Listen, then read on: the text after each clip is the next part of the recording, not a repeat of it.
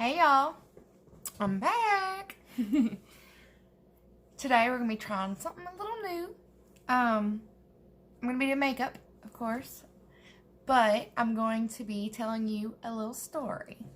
At the same time, we'll see how the feedback comes from it. So, I'm not going to be doing a tutorial on makeup today.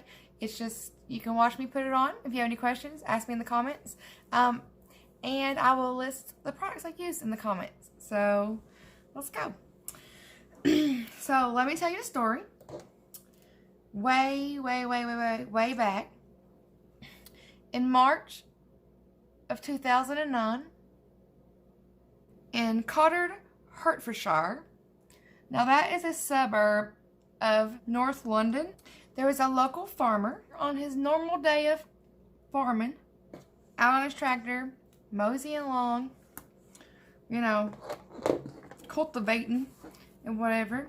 He looks down, and near the edge of his property line, next to the fence, right outside the county road, he notices a little green duffel bag. So he eventually gets his way down there. He hops out of his tractor. He goes over to the duffel bag. He unzips it, as most of us would. And what he sees inside is something wrapped in blue plastic and duct taped. And he touches it, and as he describes it, it's squidged in. Squidged. It was weird enough, or he noticed it had been placed there, not like thrown there. It was sitting upright. So he calls the police. And they come out and investigate this little duffel bag. So, police come by. One of the police officers, he bends down, of course. He looks and he sees the same plastic and duct tape wrapped inside the duffel bag. And he puts his hand inside and reaches in to feel around to see what's around this that's been wrapped up like that. And he looks up at his colleague and he says, "I think it's got toes on it." Just like that. Isn't that weird? Immediately, the medical examiner comes out and looks at it, and he determines it to be a human left leg. And it was cut off at the joint up near the pelvic area. So it was a whole leg. It was folded up, I guess, and wrapped in plastic and duct tape. The medical examiner was puzzled because of how the leg was cut up at the joint. So they had forensic anthropologists from the beginning look at this leg and look into it and to see, is this a medical amputation? Because they didn't cut through any bones. And they ruled it as not a medical amputation because no arteries or veins were cauterized. So they knew it wasn't medical. But someone knew what they were doing. So when that happened, immediately that's when they started their murder investigation of a leg. They ran DNA from the leg. It didn't come up as anything, so it wasn't involved with the police system at all. So they're making pretty slow progress. There was no other signs, no other clues at all. Just the random leg on the side of the road that the farmer found. Well, a week later, on March 29th, 2009, another discovery was made. Yes. About 25 miles north of Cottard in another parish or village. That's what they call these places in North London, okay? They're like little county, or they're counties with these tiny little townships in them. Weath's Hampstead. Well, they discovered a left forearm. So, the 22nd, they found a leg. 29th, a forearm, 25 miles north of this. But, since it was 25 miles apart, was it the same victim? Was it the same crime? Were they related at all? So, they didn't know, but they did know they had two body parts of it. So, DNA did confirm, it took them 2 days to get it back, but it confirmed that the leg and the arm were the same person. Detectives, what they started shooting at was search all the missing persons reports. But they didn't have an age of the victim. They didn't have any sort of identity, ethnicity. They didn't have even a gender of it. So it was very difficult for them to have any leads to go on. So 2 days later, 100 miles north of the Wheathampstead forearm, in Asforby, Leicestershire, a new discovery was made, and this time it was a head. Not just any old head. Nope. But a completely dissected head. It didn't have any eyes or nose or mouth or ears. The tongue was cut out. Ironically, it did have teeth, which is weird because apparently this head was mangled this way to prevent looking for identity. And teeth can pull identities.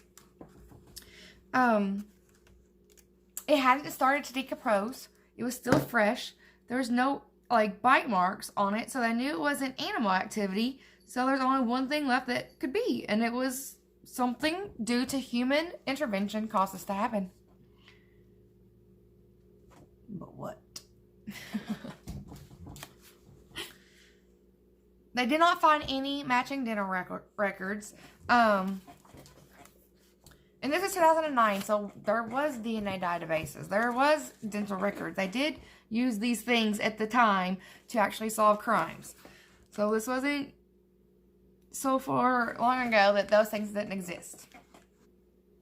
Well, a couple days later, they get the DNA results back from the head, and it does match the forearm and the leg. So we do know we have one victim.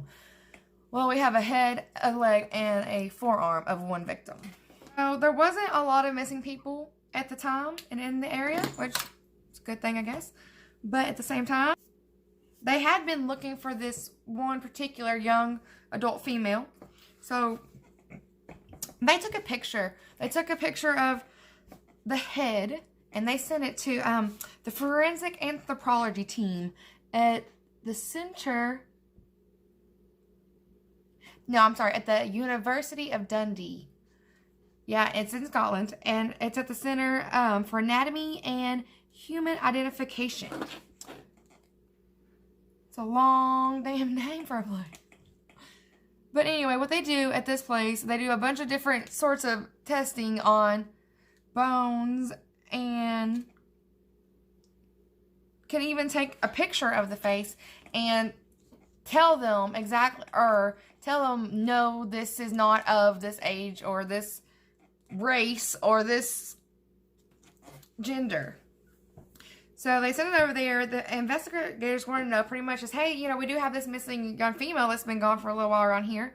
Could this be her? And they immediately said, no, it's not that of a young adult female, but it is that of a middle-aged male. So at least they have a little bit now. So all we know is same victim. Body parts are separated. So a week after that, you following me? We're about in the first week in April 7th to be exact. The right leg was found. April 11th, a suitcase was found, and it had the torso. When they got the torso, this was the first body part that gave investigators any sort of clue as to who they might be really looking for. And it showed them what actually was the cause of death. So now, with the torso, they were able to say that the victim was white, Asian, or mixed heritage male between the height of 5'6" and 5'10". And they also know that he was stabbed in the back. He was stabbed in the back twice, and one time by a 4-inch serrated knife, so like a steak knife, literally. And one of the punctures punctured the lung, and he bled out from there. Then he was cut up, apparently. All right, so we have a bunch of, let's recap. We have a bunch of body parts being found all over. Now, these happened all over the course of 2 whole cities. Or not cities, but counties. 2 counties. And in different villages and parishes throughout North London. It's all North London in the UK. In 2009. So, now, they have no leads.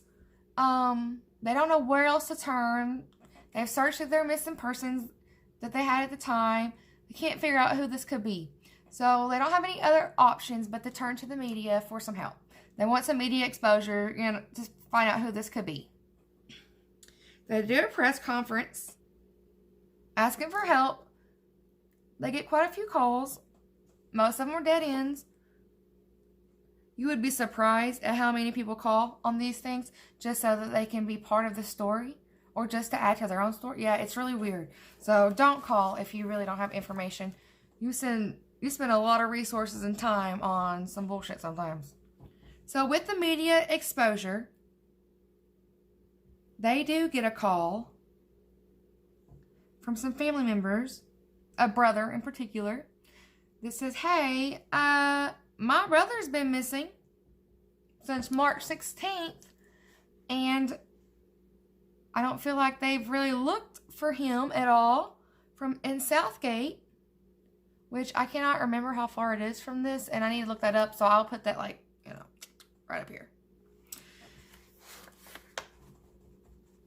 And my brother was adopted, and he just happens to be with Asian descent.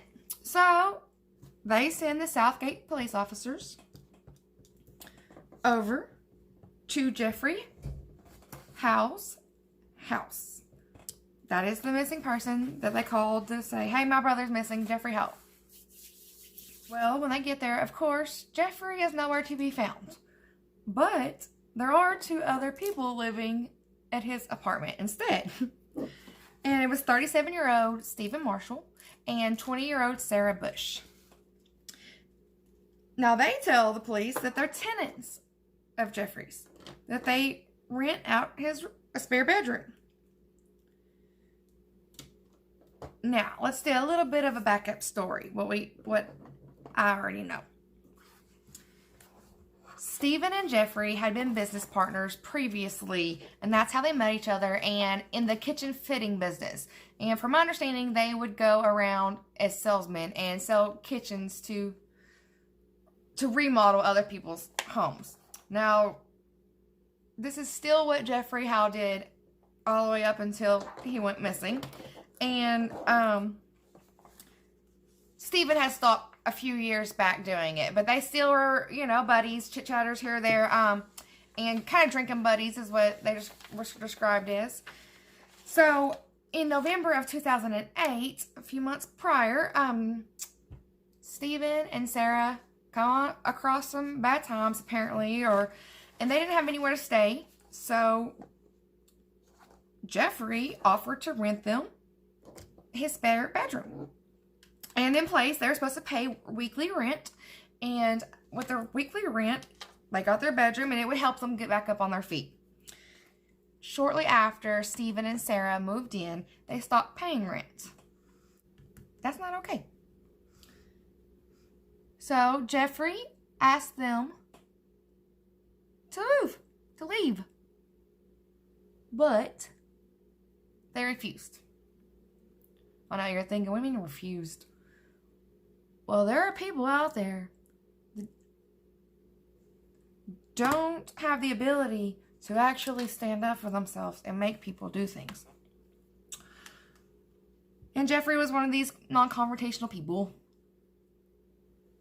So, in Christmas that year, another friend reported that Jeffrey was complaining about Stephen and Sarah in their apartment, or in his apartment, and that they weren't paying. He asked them to leave. They refused to leave.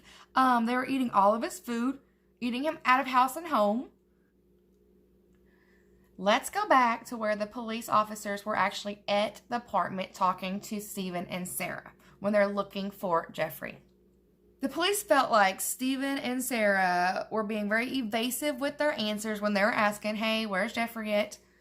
His brother reported him missing, but they've not heard from him. They felt like they were very nervous in their actions when they were being questioned. And they were just like, we don't know. He packed up and moved. He packed up and left. It just seemed really fishy. So, the police officers in Southgate left. They went back to their police headquarters. They decided that, this just seemed too fishy for them. They regrouped. They called the investigators and said, that this is what we found when we went over to Jeffrey Howe's apartment, and he has 2 roommates, or they're living there, and they've told us this, but they said he had just packed his stuff up and left.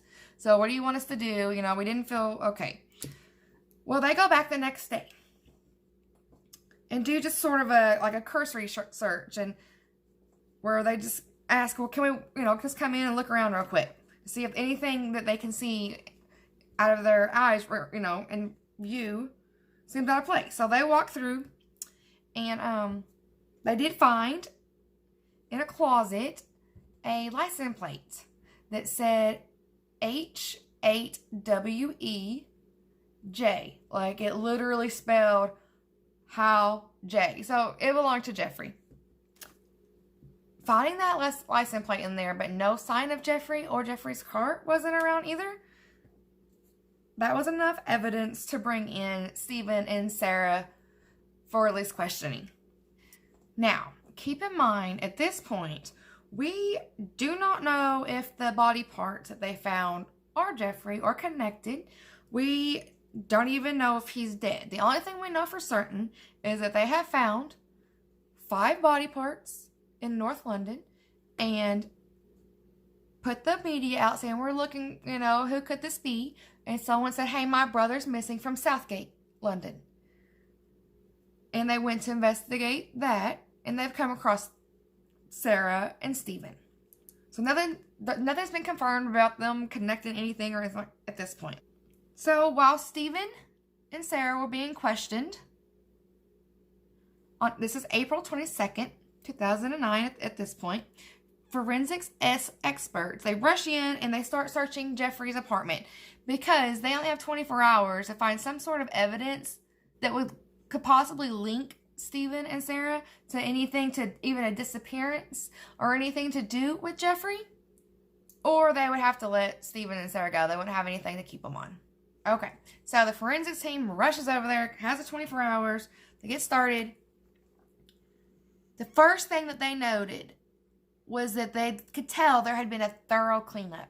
That they could tell that there had been chemicals, strong chemicals used to clean carpets, to clean walls, to clean everything. And that most people just wasn't that naturally clean. Or, so disinfectant, like at the such.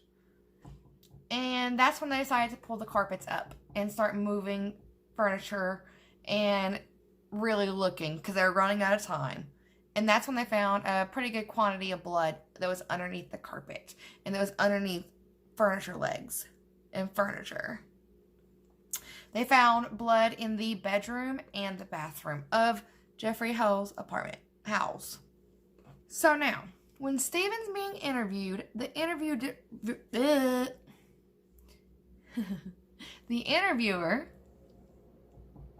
described him as being very courteous and polite and charming and just relatively a normal, typical person until they turned the cameras on.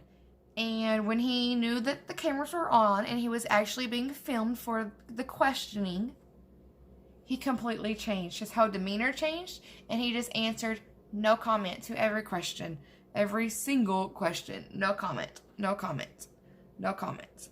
And then after the questioning was over, immediately they turned the camera right back off, and the interviewer said he changed completely back to the original Stephen. Yeah, that's sociopathic shit right there. And during Sarah's interview, she just kept saying she had no idea he packed up and left. She did mention that he was upset at them for not paying rent. So, that was 22nd. On April 23rd, they had confirmed Jeffrey Howe as the victim with what is called a cranial superimposition. Now, this is pretty cool. You take a picture of Jeffrey and a picture of his actual skull, and they merge them together to see there's certain points of the face that they match up. So here's a fun fact. Skulls are like fingerprints. Yep. They take points from the cheekbones and the brow bones, the jawbones, chin, different areas, and they can match them up with a picture of you to your skull. There also at this point it come out that he had been determined to die between March 8th and 9th. So he was killed between March 8th and 9th. He was reported missing the 16th. And they brought in Stephen and Sarah for questioning on the 22nd. He was identified as the victim. They had found all the pieces. And the first piece was found on April 22nd. So we're a month into this. So we know that all the body parts belong to Jeffrey Howe. We know he was murdered. But we do not have evidence that connects Stephen and Sarah to the murder or the disappearance yet. We just know that they were around him right before. So, this whole time, forensic scientists had been already testing some of the other evidence that they did have at the time, which wasn't much, but, you know, they had the duffel bag, they had the blue plastic, the duct tape, the suitcase that they found with the torso. So they did have a little bit, and some other things they found like around the scene, but none of the stuff was connected to the body parts. So they did, you know, and the actual body parts. They had been already running tests on these the whole time, especially when they didn't have anything else to go on. They were really pushing for those. So what they were focusing on was on the adhesive side of the duct tape that was used to wrap up these body parts, because they found fibers on them. They found blue flock fibers, and they found green polyester and cotton fibers. So what they did was they sent forensic team back out and said, go look for what these fibers could be. If he was killed there, you would be able to match something. So they went, and inside Jeffrey's apartment, they had found air mattresses that they were sleeping on, which was kind of weird because they had everything else was fully furnished in there, and they were sleeping on air mattresses. And the air mattress, as most people know, it has flock on top of it, and they're the normal blue ones that you take camping with, if you camp like that. And they were a match, and they found a collared green shirt that belonged to, guess who? That's right, Stephen. So both of these, and they brought them in, and they did the testing to verify, and there's crosshairs, there's all these different ways to verify fibers like this. And these fibers are like 3 times thinner than a natural human hair. So this is scientists and microscope shit, okay? Not Jonna Beth knows how to explain it to you shit. But they verified that they were a match. So that right there connected Stephen at the scene of at least the dismemberment. So, boop. Now, these forensic discoveries also raised more questions for the police, because the evidence proved that if this was Stephen who did this, Stephen knew exactly what he was doing. He knew exactly where to cut between the joints where he would not have to saw through bones. Like, they were saying that initially, or when people try to cut bodies up, and you're going to go cut, and it's going to take you 2 or 3 times before you actually get to a spot where it's not going to hit a bone. And he got it right. They said the first time, every single time. So they figured, all right, they're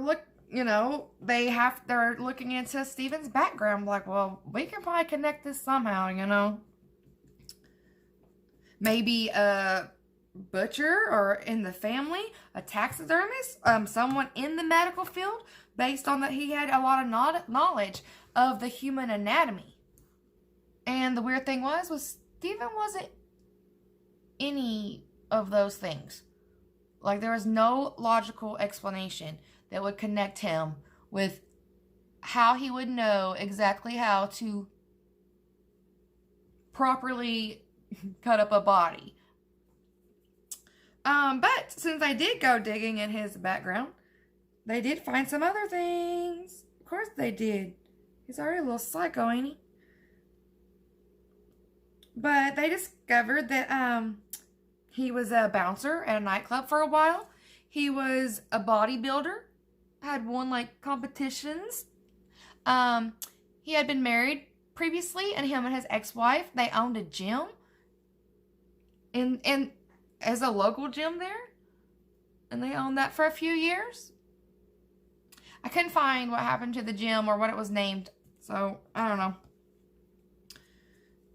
And somewhere in there, he sold kitchen fittings. But they couldn't figure out at all how Steven knew how to do this.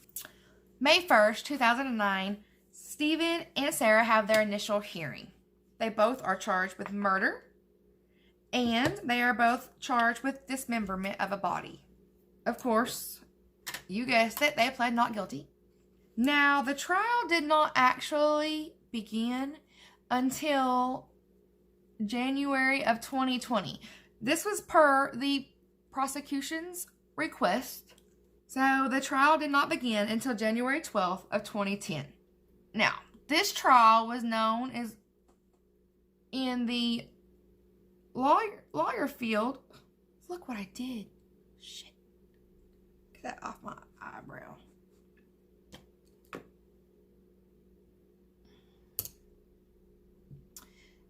So this trial was known as a cutthroat defense.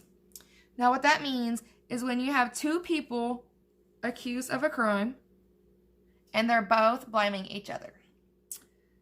So that's right. You have Sarah saying, no, I didn't do this. Steven did it. You have Steven saying, no, I didn't do this. Sarah did it. So whoever that they're telling on each other without trying to tell on themselves, I guess. All right. On the first day of the prosecution's presentation, Steven changed his entire plea. No, not his entire plea, but he said, okay, I admit it, I dismembered him, but I didn't kill him. He still says Sarah killed him. This shocks everyone. I mean, like, even his own lawyers were like, what? He didn't tell nobody, he completely changed all of it. So, over the next few weeks, the lawyers presented all of their evidence that they had against Sarah and Steven. A journalist who attended the entire trial, she would describe Steven as being cold and impassive. He was very intently focused on everything that was being said. It was almost as if he was like studying it, she said. She said that he never so much as glanced Sarah's way. He didn't never look at her, never smiled at her, never did anything. Which is kind of weird because they were, in this relationship. But I guess you wouldn't be smiling if you're trying to send that person to jail, but keep yourself out of it. She also described Sarah as just trying to keep her emotions down a lot, but shedding a lot of tears. She was very weepy. They brought in character witnesses. They brought in their friends. They brought in Steven's ex-wife. A bunch of different people. They forced them to come in and say, hey, tell us what you know about these people. And his friends described Steven as having like a playboy lifestyle. He liked to party. He liked to drink a lot. Many of them mentioned that he had an addiction to cocaine and like to dabble in other party drugs. They said that he always was around sex workers, and that was a frequent thing, I guess, practice for him, was to purchase their time for the evening. And in fact, that Stephen had hired a sex worker, an escort, for the night, and that's exactly how he met Sarah. And that's when him and Sarah, how he met her. She was a sex worker at the time. Witnesses also said that Stephen was very volatile. He had mood swings and crazy tempers. He could definitely flip and go from one extreme to the other. Stephen's ex-wife, they were married for 6 years. She shows up and she testifies, but behind a screen to hide her identity because she has already changed her name and moved, and just to get away from Stephen. She says that he was very abusive to her physically and mentally, and to her 8-year-old autistic son at the time from a previous relationship. She said that she was forced to put her autistic son into a home for children with disabilities because he couldn't stand the outbursts and the things that come along with her son's autism. She said that throughout their marriage, Stephen mentioned more than one time that he used to cut people up and had taken care of people for the A-team. Now,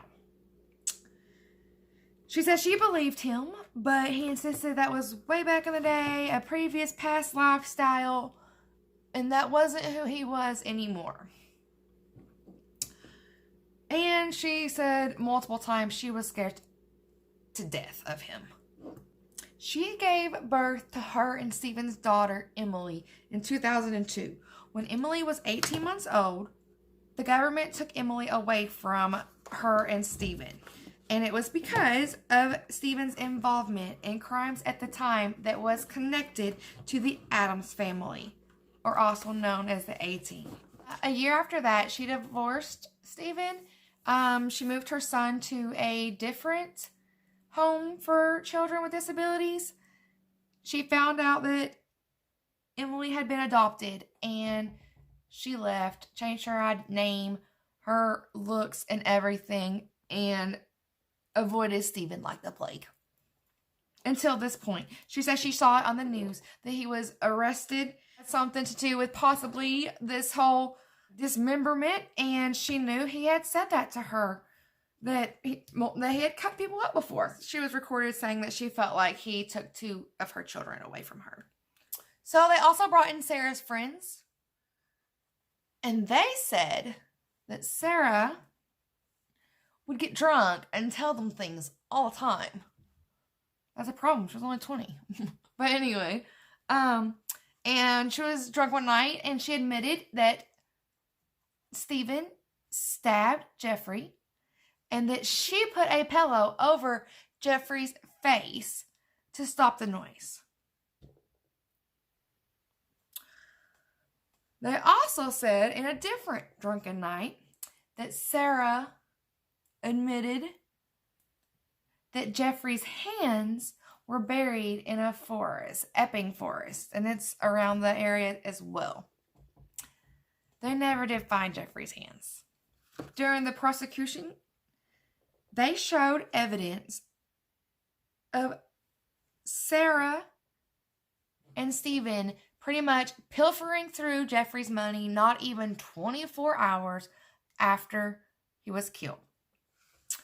Now, they said that he was killed March 8th or 9th. So, on March 9th, they have evidence Stephen sold Jeffrey's cell phone for £15 at one of those cash for used electronic cell phone exchange stores. Yeah. Y'all, that is $20 US dollars. Not even 24 hours after killing him. On March 10th, the day after that, Sarah uses the internet at the library and buys another mobile phone and uses Jeffrey's banking account information online to purchase it. Yeah. On March 12th, 2 days after that, Sarah deposits a check that she writes to herself from Jeffrey's account, forges his signature for £850 into her own checking account. That's like $1,100 US dollars. A week after that, they even have video evidence of Stephen going into his bank, depositing a check from Jeffrey's account for £100. No, I'm sorry. It's for 99 pounds, and is it 99 cents? It's 99.99. Which is exactly $131.39. Sloppy. Now, we are back to January. In the middle of the trial, it's the 29th. This is the day they're supposed to start their testimonies. How it works is they show up, they get to have their lawyers will say an opening statement of their defense. So everyone's, waiting to hear it. And, of course, shocker, Stephen changes his plea again.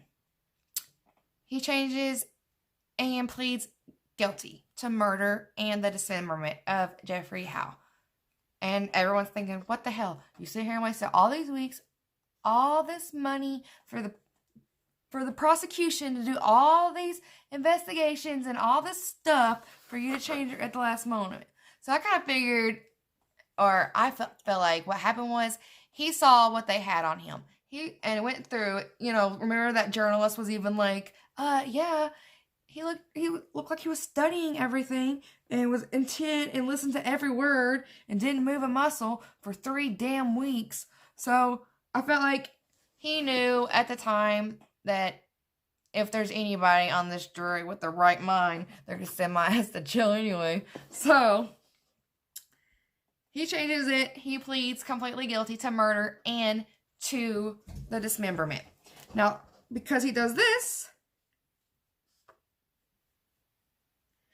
kind of made Sarah go ahead, and she admitted to lying to the police when she was first questioned about Jeffrey's whereabouts. Because she just kept doing, that's what she did in her whole interview. She had no idea where he was. And she very much knew where he was.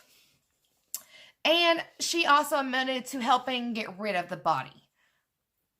Which is what I think she did, yep.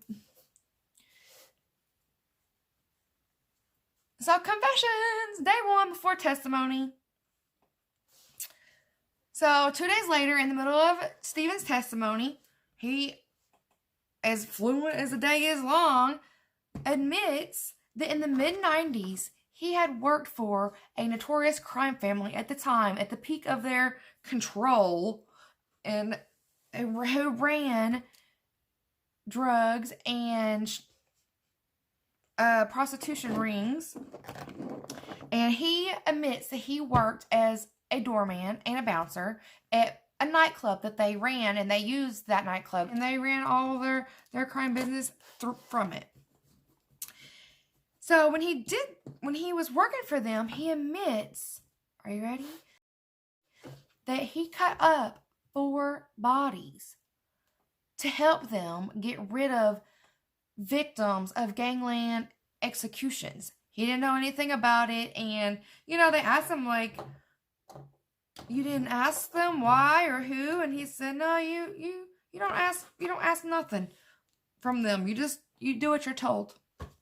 He tells them that while working for the Addams family, also known as the A-Team, there is a man that ran a lot of things, and they just called him Unc, like uncle, short for uncle. And he says that Unc taught him exactly where to cut on a body so that he was able to dismember and cut up bodies as quick as possible. And this allowed him to cut up bodies within 2 to 3 hours and make it very easy to get rid of evidence. And he never questioned nothing. That was completely normal. Sarah Bush was found guilty of perverting the course of justice. She was sentenced to 3 years and 2 months. She was also found guilty of getting rid of the body. She was sentenced for that crime 3 years, 9 months. However, they let her serve those concurrently, which I don't understand and never agree with. Those were 2 separate crimes, and she got away with pretty much 3 years, 9 months. Stephen Marshall was sentenced to a life sentence, minimum of 36 years. He will be 74 years old before he is even eligible for parole. I think that's long enough. That would keep him, maybe out of harm's way. I'm not sure how many people he would be able to cut up at 74. He's more than likely going to die in prison. Now, since he admitted out loud that he had killed or cut up other bodies, they were already dead, but this prompted police to open up many cold cases from the mid-90s whenever he said he worked for them. I guess there was quite a few and some gang violence in and around North London. Whoop whoop. But sadly, they did not find any sort of connections. So, I don't know. Did he do it? Yeah, I think he did it for real. Not only do I think he did it, like, he knew how to cut up the bodies. They were saying even, like, the forensic experts were saying when they were looking at it that they wouldn't have done anything differently.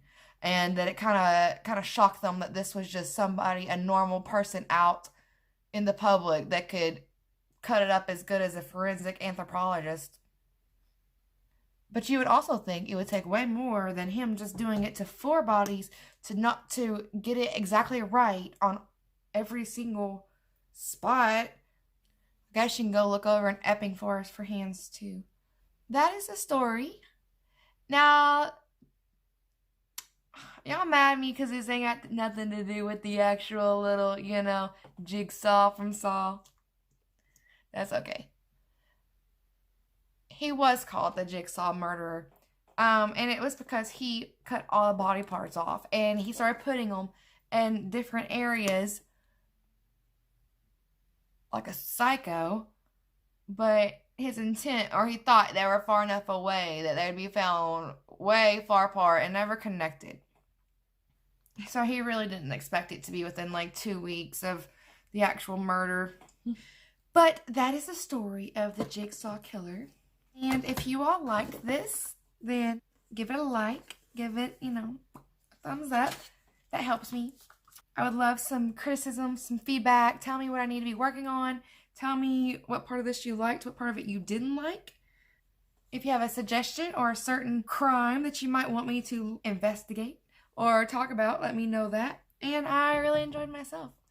I'm going to pop back on with my lips on real quick. Subscribe to my channel. Give me a like. Help me out. Tell your friends. And I really thank you for your support.